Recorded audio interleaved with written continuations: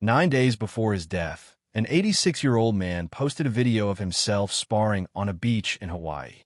The caption read like a joke and a warning at the same time: "I don't age. I level up."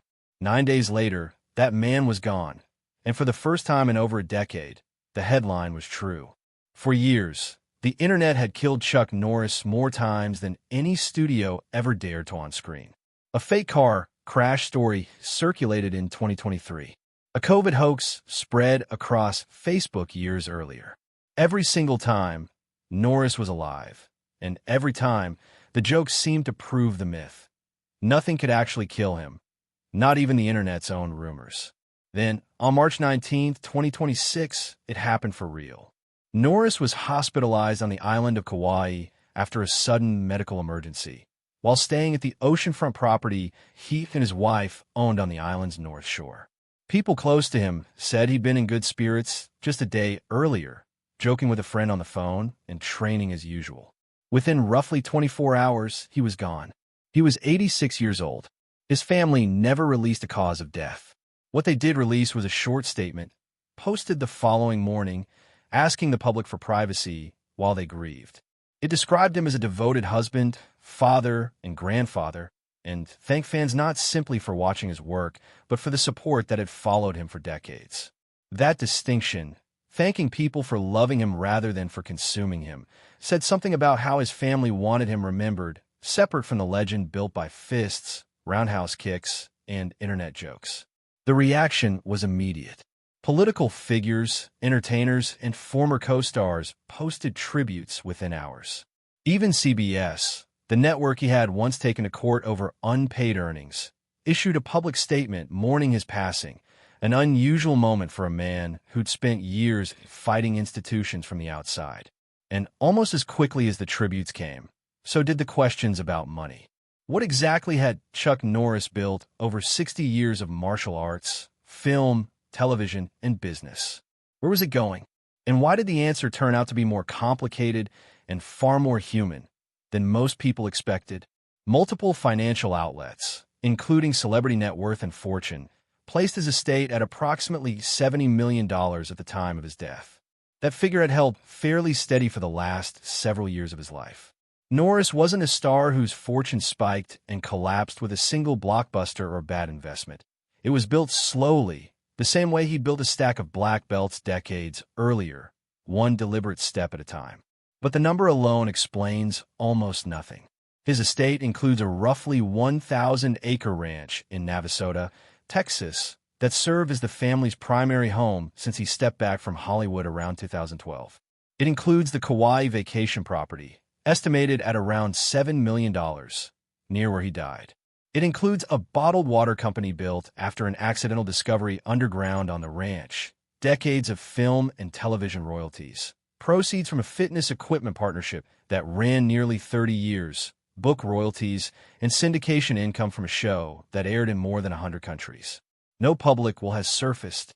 Under Texas community property law, his wife, Gina, is likely entitled to roughly half of the marital estate automatically, with the rest divided among his children.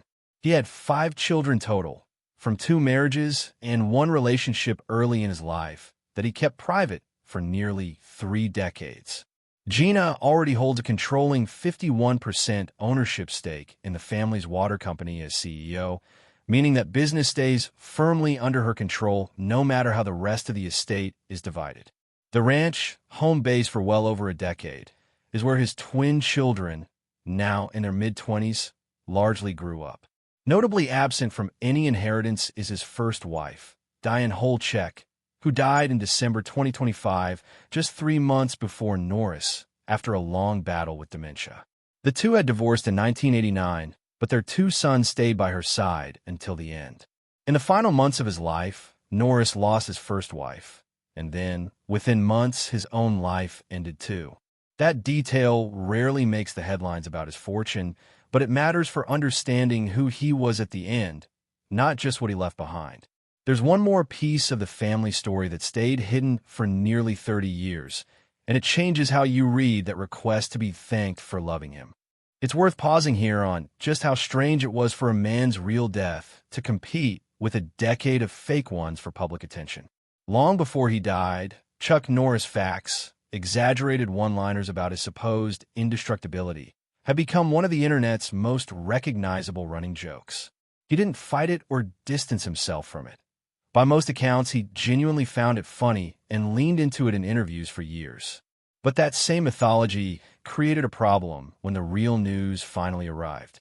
After more than a decade of false reports claiming he died in a car accident or from COVID, plenty of people online initially assumed the March 2026 headlines were just another round of the same recurring hoax. Fact-checking organizations had to step in almost immediately, using statements from his own family and verified reporting from major outlets to confirm that this time it was real. Long before The Ranch or a single roundhouse kick reached a movie screen, there was a shy kid in Ryan, Oklahoma, who later described himself as neurotic. Carlos Ray Norris was born March 10, 1940, and barely survived his own birth, arriving as what doctors called a blue baby, born with dangerously low oxygen. His mother, Wilma, worked low-paying jobs to hold the family together. His father, Ray, a World War II veteran, came home changed and struggled with alcohol for years, often disappearing for stretches.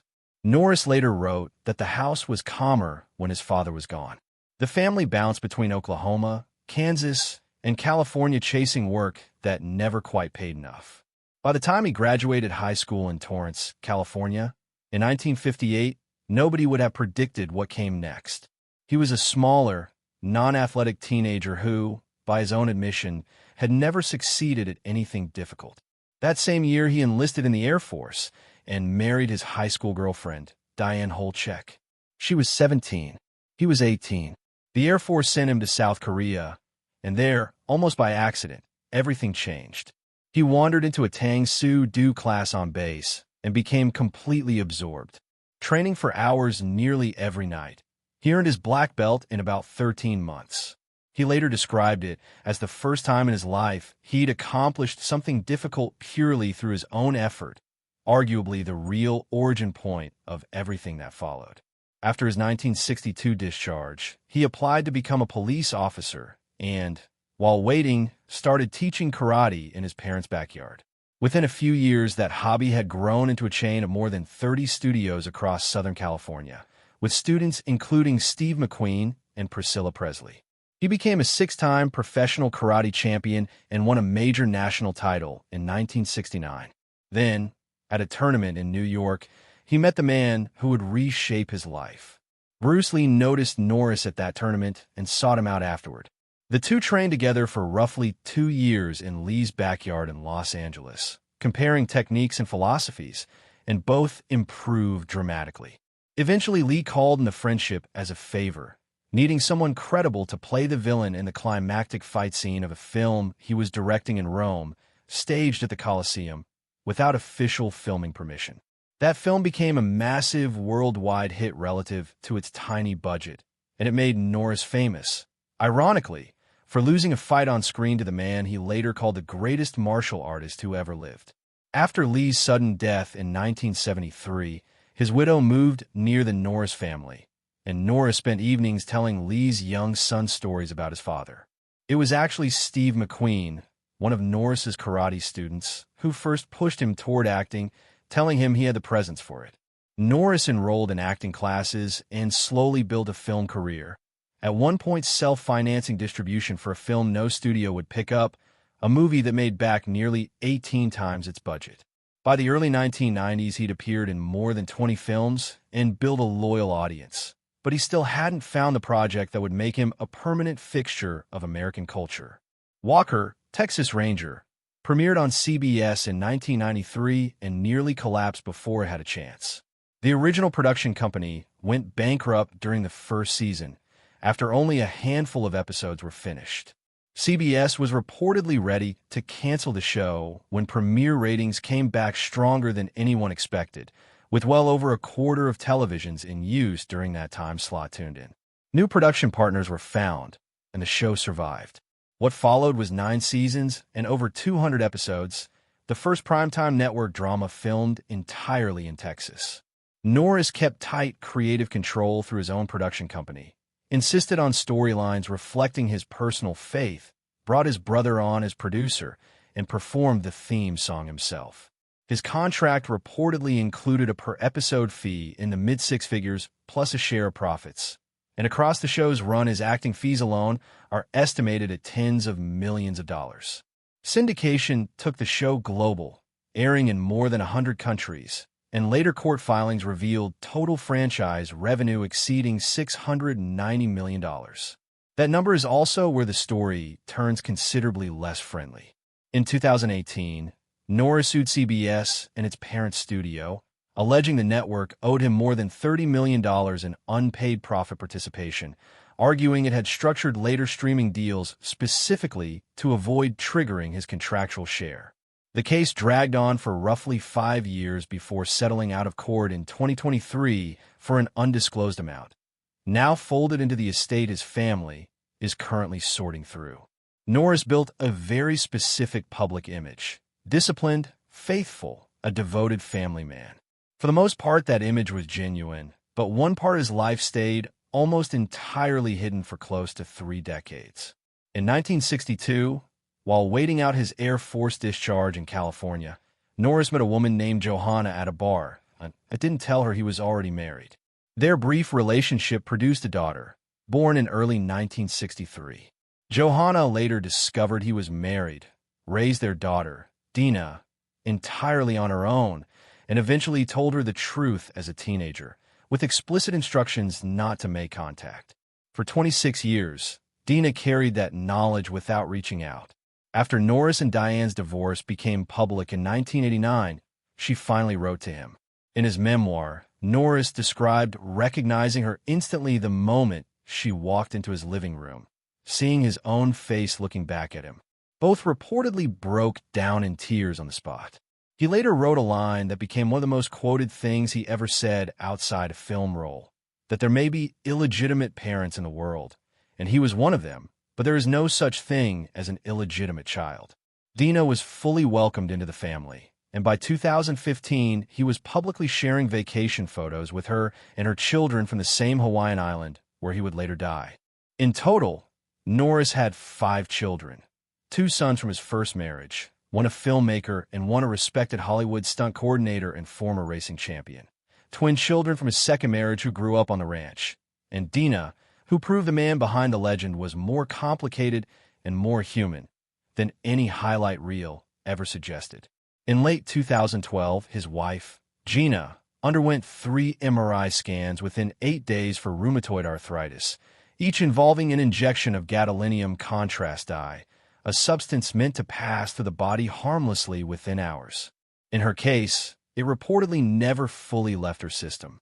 Within hours of the first injection, she began experiencing a burning sensation throughout her body and was rushed to the emergency room multiple nights in a row. Symptoms escalated to violent tremors, kidney damage, loss of function in one arm, cognitive difficulties, and severe muscle deterioration. Doctors tested her for cancer, ALS, Parkinson's, and MS. Every test came back negative. Gina eventually became convinced the contrast agent had become permanently trapped in her body, a theory her medical team reportedly dismissed. Norris later said he believed he was losing her. He arranged a private flight to get her to a specialist in Nevada for chelation therapy. Testing there reportedly confirmed her gadolinium levels were, in the treating doctor's words, off the charts. Norris slept beside her bed for months, and later said he stepped away from acting almost entirely to keep her alive. The total cost of her care over roughly 5 years is estimated near $2 million, almost entirely out of pocket. In 2017, the couple filed a $10 million lawsuit against 11 pharmaceutical companies. Both testified before a federal advisory panel that year, which subsequently recommended new warning labels for gadolinium contrast agents. Regulators in Europe went further, suspending several similar products outright. The lawsuit was voluntarily dismissed in 2020 without a settlement, but it's widely credited with helping trigger regulatory changes that now protect other patients. The estate wasn't built on film royalties alone. a fitness equipment partnership co-promoted for nearly 30 years across dozens of countries, sold millions of units, and became one of the longest-running celebrity endorsement deals in television history. The Texas ranch turned into its own unexpected source of income.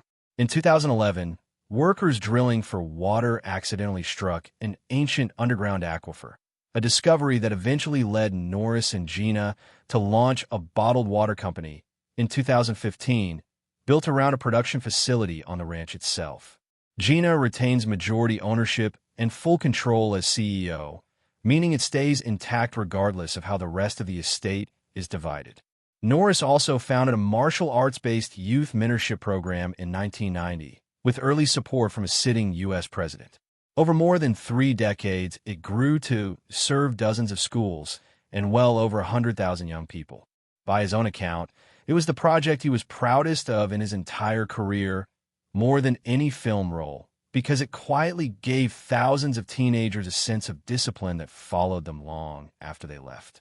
The debate over exactly who Chuck Norris was began almost the moment news of his death broke. He was, by every account, a genuinely devoted Christian who called faith the most important part of his identity. He was a longtime gun rights advocate, involved for years in political endorsements, including a 2007 campaign ad credited with shifting momentum in a presidential primary race, and a later endorsement of Donald Trump. He wrote a political column for a conservative outlet for close to 2 decades. In the days after his death, at least one entertainment outlet published a piece arguing his political involvement had overshadowed his broader legacy. The backlash was immediate, and the argument shows no sign of settling soon. What isn't up for debate is the fortune itself. The ranch, the water company, decades of royalties, a hard-won settlement with a major network, a property in Hawaii, all of it real, and all of it currently being divided among the people who loved him most. But the reason his family specifically asked the public to thank them for loving him, rather than simply for watching him, is that the man underneath the legend was always more complicated, more human, and ultimately more worth understanding than the myth built around punchlines and roundhouse kicks ever let on. Laid end to end, from a sickly newborn in rural Oklahoma to a black belt earned in a South Korean gym, from a backyard karate school to a Coliseum fight scene filmed without permission, from a nearly canceled pilot to a 5-year legal battle against a network that produced it, a very different picture emerges than the one most people carry around in their heads. The internet joke version of Chuck Norris was built on invincibility. The real version was built on something more relatable. A person who started with very little, discovered discipline almost by accident, and spent 60 years refusing to let it lapse, whether on a movie set, in a courtroom, or beside his wife's hospital bed for months at a time. That's what a $70 million estate represents once you trace it back to its source. Not luck, not an overnight breakout, but a long, deliberate accumulation of effort, most of it far from any camera. His family's final public message asked the world to thank them for loving him rather than simply for watching him. And once you understand everything that number actually represents, that request makes a lot more sense than it might have on the